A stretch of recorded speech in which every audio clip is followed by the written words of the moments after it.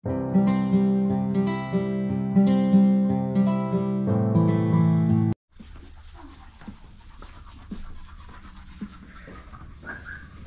guys, pasok na naman ang mga bata. Ayan, nakaprepare na ako ng gamit nila.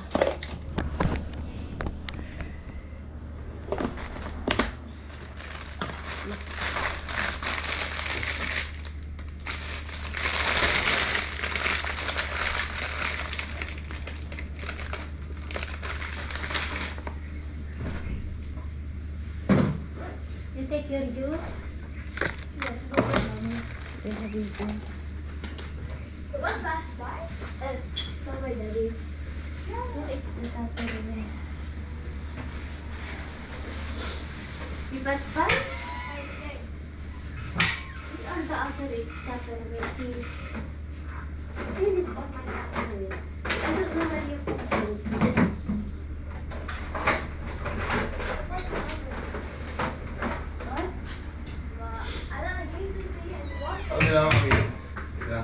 It's really from my west. And you scratch my back and that's itchy.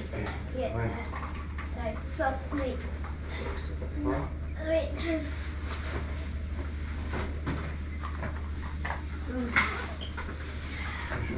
Did I take the water? Oh. I think it's here. Wait, somewhere up here. Yeah, look. A glass.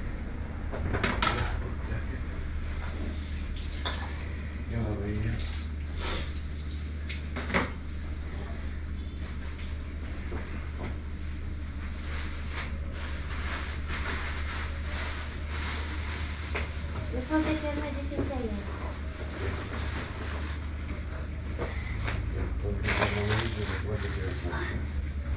My bottle, Mommy. Ah? My bottle.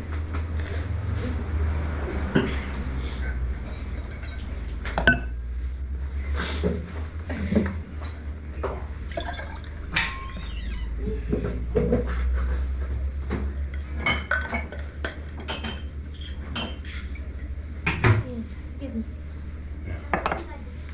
It's okay, honey. Bottle. Inside. Sunshine. Oh, see you. Bye, Mommy. Bye. Gotta eat everything. Bye, Daddy. Magsampay pa ako before ako ano. Ah, it-rain? No? No, yan. Oh my God. Good morning. Are you having a good night here? Eh? Mawalis na siya. No, nag-eye clean yesterday. Mom, you got that. It's okay. Yala, bye kids. Pasok na sila. Ay, magsasampay ako. It will rain again, huh? Today? No? Ako, I will put the clothes. I don't know for yesterday. Sala. I don't know for today. Mga aso ko nandun pa sa loob. Natutulog. Magsampay tayo.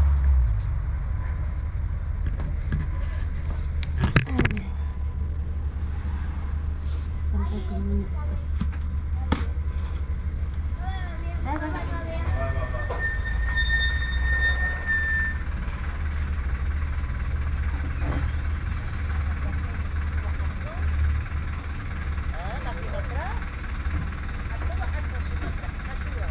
Good morning guys. Alam nyo, may ikukwento ako sa inyo. Kararating ko lang, galing ako sa nagbili ng gulay. And alam nyo, kanina kararating ko lang talaga, hindi ako makapagsalita ba sa nakita ko. Di ba nilagay ko, dumating na ako, nilagay ko yung yung bag ko sa loob. And then tinitignan ko yung mga comments nyo, nagbabasa ako ganyan sa loob guys. And then bigla na lang sabihin na pupunta ako dito. Parang may nagsabi sa akin na pupunta ako dito. So pumunta ako dito sa kusina. Hala, nung nandito na ako mismo guys, dito. Andito na ako para ayusin ko sana ito. May Pero itong ilaw naka-on ay naka-off siya. Tapos di inaayos ko ito. Ito ina-open ko yung mga nabili ko. Alam, may kumukuha ng ano, yung orange. Alam nyo yung natirang orange na sabi ko na 5. And yung 2 hinarbest ni mama, yung nandito noon. Hinarbest niya. Tapos may siguro 3 ay 5 na tira. And then doon sa mismo sa loob, guys. Dito sa loob, dito sa banda, may bunga pa na tira. Tapos dito sa banda, yun yung hindi ko na harvest na banda doon. Sabi ko, itira ko ito kasi gagawa ako ng orange cake. Para ano, and then, or juice. Alak, nakita ko talaga yung magnanakaw, yung kumuha. Hindi ako makapagsilita, hindi ako makapagsigaw. Yung sasabihin na magnanakaw, hindi ko magawa. Hinahayaan ko, pinapanood ko na lang. And then, nung nahalata niya ata, nung inilaw ko itong ilaw dito, nahalata niya, tumakbo na siya. So, binuksan ko tong pintuan and tumawag na ako kay mister. Sabi ko, kinuha nila yung orange. Nakita ko yung tao. Sabi ko kay mister, hinabol mo sana. Hindi nga ako makapagsalita, sabi ko. Tapos sabi niya, pinakawalan mo sana si Queen. Hindi ka ako nashock talaga ako. Nakikita ko, kinukuha na niya, guys. And then, nung lumabas na ako, kausap ko si mister, tinignan ko kung saan siya. Kasi binilasan ko din nung halatan na niyang inopen ko na itong light and binuksan ko yung naglakad na siya. Hindi naman siya tumakbo, naglakad na paspas. And then, feeling ko, nagliko ng ganyan. Siguro nagtago dito sa building na itong building namin. And then, hinihintay ko kung lumabas siya. Kasi, di ba, yan, guys, may hagdan dyan. Nakita nyo naman. Yan, paakyat yan, tapos daan. And then, wala, hindi siya lumabas. Ewan ko kung taga dito sa building namin, mahirap din mag-judge. Or, dumaan siya. Sabi ko naman, hayaan mo na lang. Baka gusto niyang kumain. Pero, dapat nagpaalam, sabi ko. Sabi ni Mr. Next time, pag makita mo ng ganon, sigawan mo. Paano ako sisigaw, guys? Nashock ako. Talaga, binulsa niya yung orange. Tinanggalan niya, pa nga niya yung dahon ng papaya ko kasi sa gabal ata. Sabi ko, parang ganon. Yung nashock ka talaga na makita mo yung magnanakaw ba na kumukuha. Sa akin, okay lang. Nakukunin na ba? Pero dapat magpaalam naman sana. Bibigay ko naman, hindi naman ako madamot, guys. Kaya lang, nilaan ko ito para sa cake ko sana. Gagawa sana ako ng orange cake. Sabi ko, hayaan ko muna dyan. Para lalaki pa. Yung alam nyo, yung hinugin ko, fresh. Ganon. Pero, inunaan na ako. Isa na lang natira. Yung nandun, hindi niya naabot. Ipakita ko pag hindi umuulan. Yung hindi naabot, guys, may isa dyan. Yung kinuha niya yung banda dyan. Ay, nako, sabi ni mister, nako, ano ba yan? Sabi nila, pati halaman, kinukuha. Ano kaya ang susunod? Sabi ni mister, kaya pag gabi na, guys, pinapasok ko ng damit namin. Dati, nahayaan ko lang. Ngayon, pinapasok ko na kahit basan na siya, ilabas ko na lang in the next day. Ganun na ako.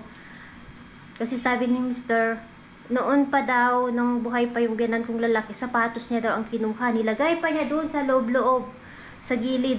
Pumasok yung magnanakaw, guys. Kaya, sabi ni mister, hindi safe. Kaya, sabi ko, gawan natin ng paraan para mabakuran. Kahit kahoy lang, sabi ko, tignan daw namin. Kasi, ganito kasi yung istorya, guys. Itong area namin, doon sa may hagdan, ito, namin, nag-exceed na kami ng property. So, sabi niya baka daw ma-questionin yung tawag ito, yung munisipyo. Kasi, kapag kami, yung mga, kailangan din namin ng permit ng kapitbahay. Yung may paper siya, tapos, kung hindi pepermahan, kung isa ang hindi pepermahan, hindi gagawa. Kahit guys, kahit bakbakan lang sa loob, ganyan, sobrang strict nila dito. So, hindi basta-basta talaga. So, sabi ko, kahit kahoy, sabi ko, tignan daw namin. Kasi, nag-exit kami ng 1 meter. Ma-discover daw ng munisipyo. Dapat ano lang, alam niyo, hanggang lang daw ata dyan, pero in-exceed nila. Kaya ganon yung story. Kaya sabi nga ni Mr. kung walang problema lang sana, nagawan na daw niya noon. Kaso ngayon talaga, lalo ngayon, mahirap ang ano ngayon dito sa, alam nyo, dito, walang president ngayon, guys. Walang magti 3 years na ata since nung retiro yung president nila dito. So, grabe paano umuusad ang lugar na ito. Walang namumuno. Sa mga nagtatanong pala kung kumusta na ang Lebanon, wala na daw silang balita.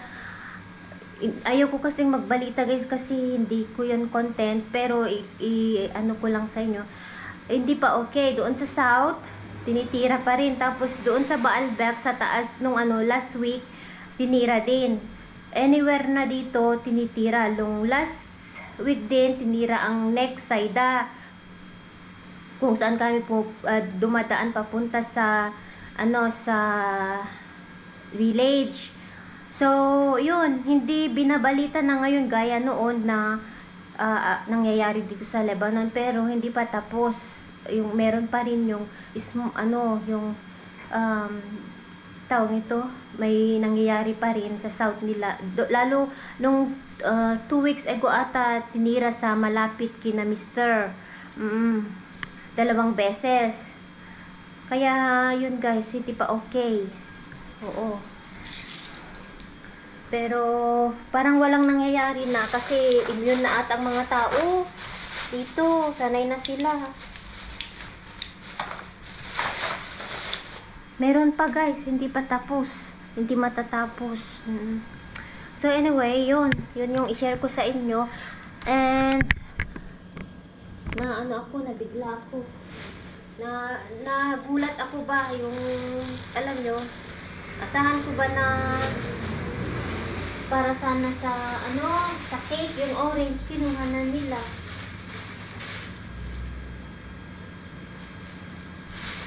Mahal ang apple ngayon, guys. 1 kilo is $1.5. 150 ata. Ito, bumili ako ng banana. Ayan, 59. Less than $1, less than $1. Maraming banana ngayon. Ayan, bumili ako ng onion kasi kailangan ko ngayon. And then, banadura, onion, yung arugula. And ito yung dandelion, guys, yung arugula. Maganda daw ito sa pampadugtog, pandadagdag ng dugo. Ayan. Bumili ako kasi magluluto ako ng lentils. Oo.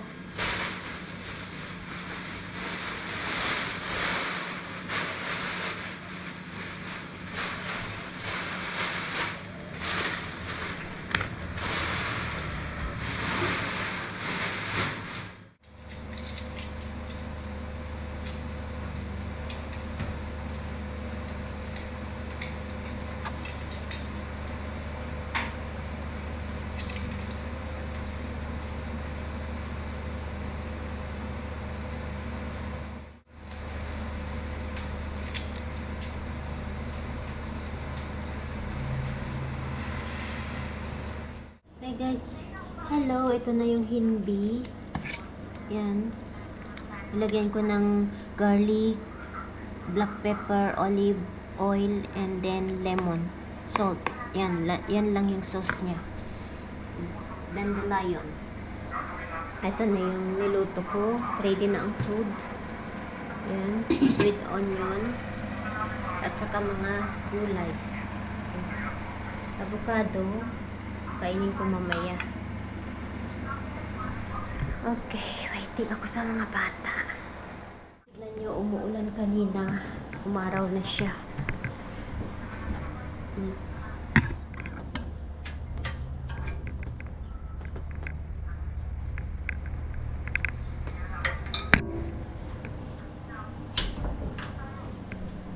Si Mr. dumating na siya.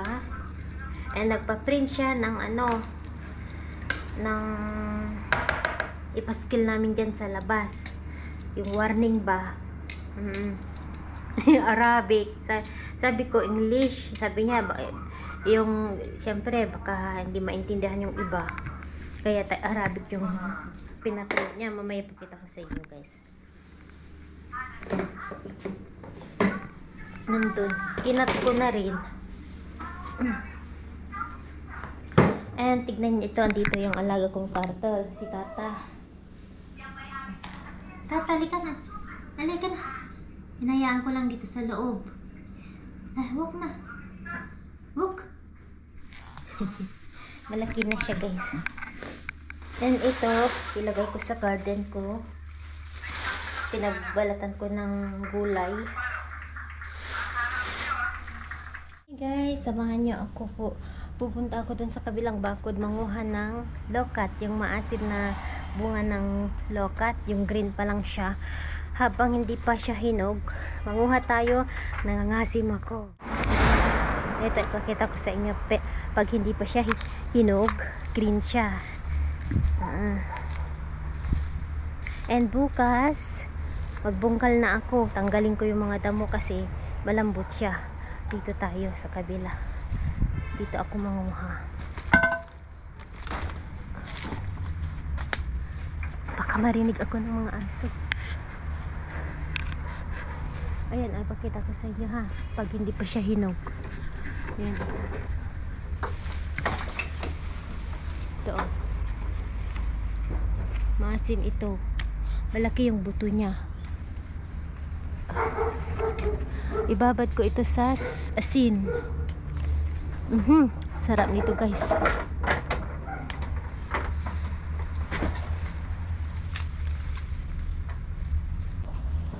Mahihinog na sila. Last week of mahinog na ito.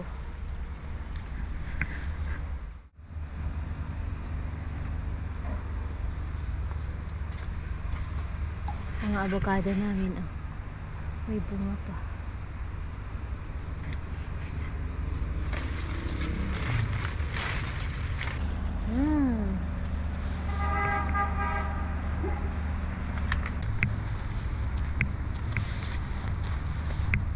Hello! Siya, guys, hinog na ito. Tignan nyo, may ipil-ipil din dito sa Lebanon. Tumubo. Ayan guys, ayan, kita nyo ba?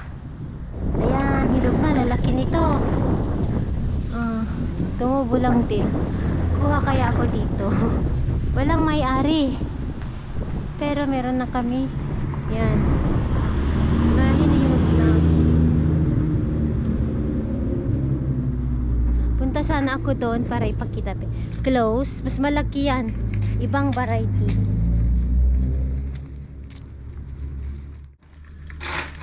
Sana yung pangkutsilyo ko dito.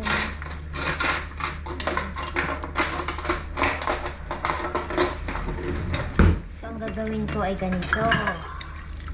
Lagay natin dyan. Ganyan, guys, may buto siya. Tanggalin ko yung buto. Asim nito, guys. Pag hinog ito, yung buto niya brown.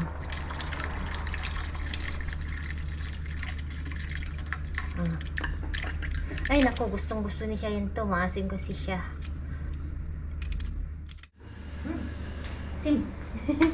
Kain tayo, guys. Madanan ako ni siya yun nito. Kakain siya. Wala pa siya eh. Kain tayo, try natin. Maasim talaga ako talaga.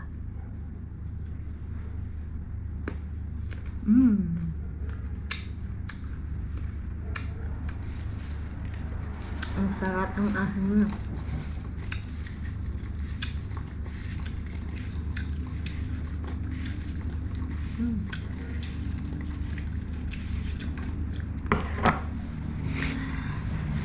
Gusto ni siya yan ito. Sarap ng asin niya, guys.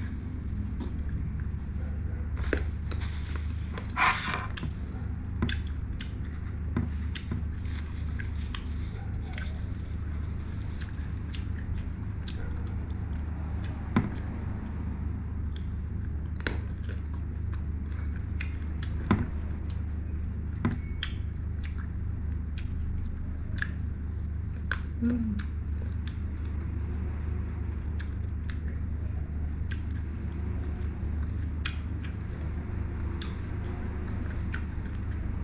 Kain tayo.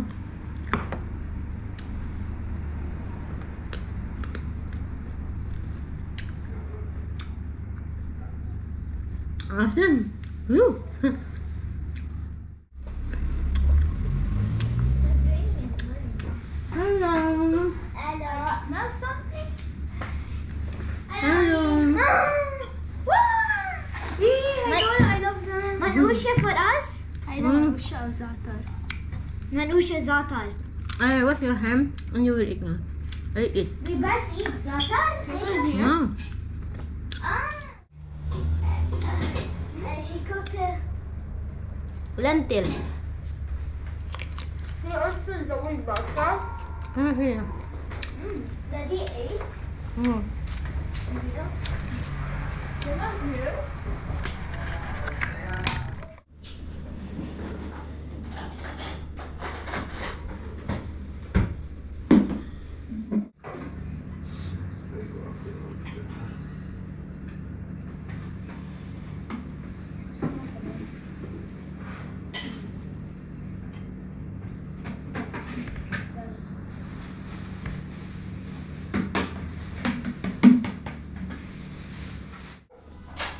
Hi guys, katapos lang na kumain sila Mr. And umalis siya, kinuha niya si Mama. Kasi nga, yung biran ko nasa bahay ng hipag ko. So, kinuha siya. Mm.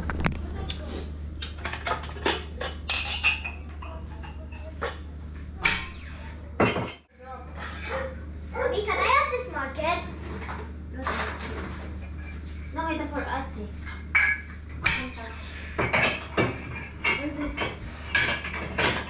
Guys, habang kumakain sila Mr. Sabi ko, after ako kumain ng yung ikiday niya, nantok ako. Sabi ko, ilagay niya lang dyan yung pinagkahinan niya, sabi ko. Tapos, nung nagising na ako, sabi niya ni Mr. Aalis ako, kukunin ko na si Mama. Akala ko, hindi pa nahugasan yung mga, yun pala hinugasan ni siya yan. So, ang gagawin ko, linisin ko lang dito. Nantok ako guys na kumain ng ikiday niya, yung maasim. Pero si Cheyenne, hindi pa siya marunong maglinis dito sa, sa dito. Kailangan ko pa siyang turuan. Alam niyo, everyday kasi ito na nililinis guys. Itong gasol, ang tawag ito, paglutuan namin. Everyday yan. Kasi pag hindi mo linisin, magkakaroon ng cockroach, yung, alam nyo, ipis.